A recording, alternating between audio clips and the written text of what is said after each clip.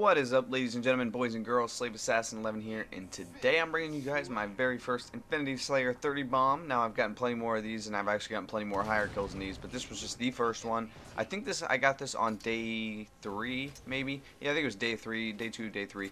And then I took the long break from Halo with like the 6-day break. That's long in the video game world for me.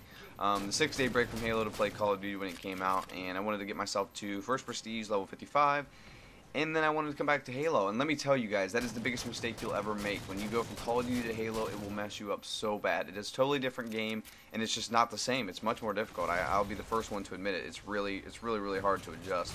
And so I played at this caliber right here, where I was able to do certain things. Is like my favorite move. You guys will see me do multiple times throughout this. It's actually a move that I recommend to a lot of people, but you have to be able to pull it off with no more than 2 extra shots after doing it.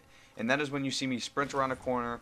I'll sprint around just on purpose, head first, to punch somebody, break their shield, and then I jump backwards and I headshot them. And you know, obviously it's best to do it on the first shot, but if you really need to do it by the second, because if you don't do it by the second, then usually they can hurt you too. And then you got to be careful, because some of them will see you coming and they'll actually melee you back. So you got to be careful about that too. But you'll see me do that multiple times right here. I think I actually do it 3 times in a row in this gameplay. So, but yeah, then like I was saying, when I went to Call of Duty, it really just changed up my whole caliber of play. It was not as good. I wasn't as smooth with the game. It was almost so different that I had felt like they changed stuff in this game. I wasn't sure what it was, but I had felt like they changed something. Maybe like the jump height or the gravity, or I don't know. It felt like it wasn't the same the first time I played it. So I had to turn my sensitivity back down to 2, then I turned it back up to 4, and then I had it up at 5 again, which is where I like originally have it. And I know 5 is pretty high for Halo, but I'm a Call of Duty guy, so, or I was a Call of Duty guy. I'm both now. I don't want to pick any sides. You know, I love both games. Both games, I don't care what anybody says, both games have their moments of glory, and I love them both. I'll be honest, I like competitive Call of Duty more than I like competitive Halo. Why? Because I can actually contend in competitive Call of Duty. I can actually, you know, do those things. Whereas competitive Halo, these guys are the same pros that have been pros for the last 10 years since, you know, Halo, the very first one, CE. But it's just like, when it comes to these guys and their ability to play this game, it is at such a high caliber that nobody can compete anymore. I mean, you can come in here maybe, but it is really difficult. I mean, you got Native, Bravo, Ogre Twins, Ninja. I mean, these are all the same guys that have been pros since Halo CE. You know, I mean, maybe that's not completely true, but you know what I'm saying. It's generally true. These are all the same dudes that have been here. And I know Call of Duty's kind of been like that with Team Envy and, you know, like commentators like Hastro and stuff, but that's not what I'm more worried about. With Call of Duty, anybody can step up to the plate and take over. I mean, they really can at any moment, because Call of Duty is not so much about a gun skill game, but it's more or less about a strategy game. Getting strategies, overthinking your opponent, figuring out where he's going to go before he goes there, and then when you're the last one alive in search, being able to figure out how to kill one at a time without putting yourself into the open for 2 people. And you know, it's at that point it becomes a strategy game, whereas Halo is more like, you know, you run in there, and now it comes down to like bouncing grenades off wall, taking certain jump spots, because it comes down to gun skill, who can operate their weapon better than the other person. And especially with the DMR, because, you know, if you spam your DMR, then it's going to take you 6 shots to kill me, but it's only going to take me 5 if I take my time. So I think that was another issue I came back from Call of Duty over to Halo, with the ability with the ability to spam my trigger. And everybody knows you cannot spam the trigger on the DMR, because you'll be in pain. They'll punish you for spamming anything. I never really understood that concept. I guess it's because they're trying to bring gun skill in with every gun, so whatever. Just like the BR has recoil. If you don't like slow down, stop spamming that, it'll just keep raising, I guess. I don't really know. I don't use the BR. I've got over like 1,500 kills with my DMR, and I'm only have like 2,000 kills total. So you guys can definitely tell what my favorite is. The rest probably come from ordnance drops, because it's just DMR and ordnance drops for me. Every once in a while I'll pull up the BR, but the BR for me is just, it's too inconsistent. Sometimes I'll come around the corner and I feel like I'll get a nice little 4-shot on someone, and then sometimes I'll come around the corner and I'll feel like I have to shoot them so many times, like 8 times before they finally drop, or something ridiculous. And I know that's because I'm probably spamming the trigger and the bullet spread's occurring more often, but it's so tempting with that gun. You know, you feel like you can spam the trigger, but you can't, I suppose.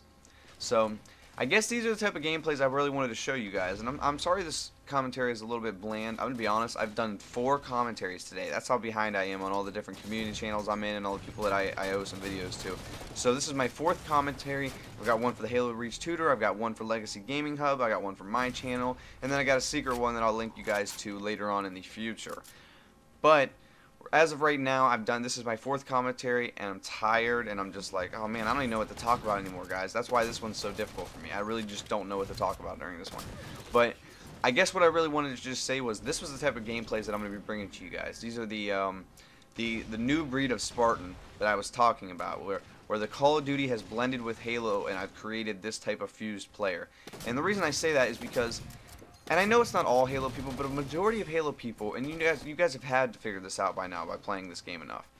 Most people want to get high kills, low deaths, right? I mean, that's just the name of the game, Team Infinity Slayer. Obviously, every death you give up is another point to the enemy team, so I understand that.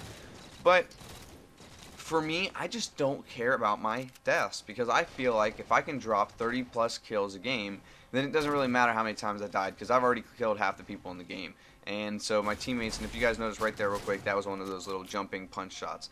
But my teammates should be able to get the other 30 by themselves, I would think. And I had the 137 kill game, and I'm still trying to drop 40. I've heard people say they drop 40, but I've never seen a 40 game on YouTube, so I don't know how true that is, but I've seen people claim that they dropped a 40 game. And I mean, that's really hard. That leaves 20 kills for your teammates. You really got to be playing with some kids who are helping you, or you're playing with some really bad kids. I don't really know how that's working, but I feel like when I get my 40-point game, I'm going to have people help me, which is fine. I'm going to run it the same way probably Jay Nasty ran, that used subscribers to help him get some gameplays. And you know, I'm not going to do it in an abusive way. I'll never yell at my subscribers. I'm never a guy like that. I just, you know, would like some help. Maybe I have a pretty good idea going on right now that I want to bring out, and I'm not going to say anything because I don't want anybody to steal it, but it should be pretty cool. I can't wait to do it. And then the new breed of Spartan I was telling you guys about, this is kind of the way I want to play. I don't want to play campy like most people. Most people want to camp up top. They want to sit up there, go on these like, big running riot streaks, and you know, do all these crazy things. And it's understandable. Why wouldn't you want to do that? Pad your stats, make sure you win the game. But it's upsetting when I try to run around and I try to have fun, and all I can find is 4 dudes that sit up on top of this map. But like Bandit's a perfect example. They sit up around the top circle, and they just never move, and they camp in the back corner, crouch, so that you guys have to come up, and then they just team shot you, and it's just painful. I understand it's a tactic to win, and I understand it's not cheap. It's not like they're cheaping me out. I'm not going to take that away from them. But it's upsetting to know that I don't know, people. I'm so lost in my conversation. All I gotta say is that it's upsetting to know people are camping so much. It's upsetting to know people. Oh my goodness, my voice is just gone today.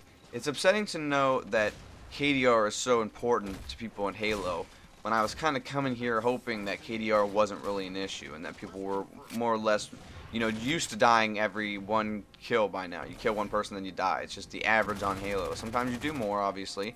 There are guys with high KDs, but I mean, the average person kills a person and then dies. That's just kind of how it goes. And whereas Call of Duty, you usually get about 2-3 kills per death, and that's just how that goes. So it's upsetting to know people camp in this game. I don't really like it, and I was kind of saddened, but you know, things happened, and when I came back to it, it's 100 times worse. Like this right here was post Black Ops 2, or pre Black Ops 2. My bad, pre Black Ops 2, and then my next gameplays will probably be post Black Ops 2, and you can really tell the difference. I mean, they're just not the same quality style of game. It's still the same guy playing, obviously, but just the way I played the game was totally different. So I've been playing Halo for the last 3-4 days. It's the only game I've been playing, so hopefully I can figure it back out again. I'm going to get back on my grind and see if I can get you guys some pretty cool clips and some pretty cool gameplays. I got a montage coming out here pretty soon. It'll be a multi-kill montage for Team Infinity Slayer only. So it's not going to be a BTV montage or a Griffball, even though Griffball's not out yet in the real playlist. But you know, people back then used to do multi-kill montages using Griffball with Breach, and it's like that doesn't even make any sense because that's the easiest thing in the world to do. But I'm going to be bringing you guys Infinity Slayer montage, and I hope you guys enjoy it. I hope you guys enjoyed the commentary today, even though it was so bland, and I apologize. At least I hope you enjoyed the 30 kill gameplay, since it's a little bit unique, more than the average person can do. And I will be bringing you guys a Black Ops 2 gameplay. I will be linking you guys to my community channels and that secret video. So I hope you guys have a good day, have a good night, and peace.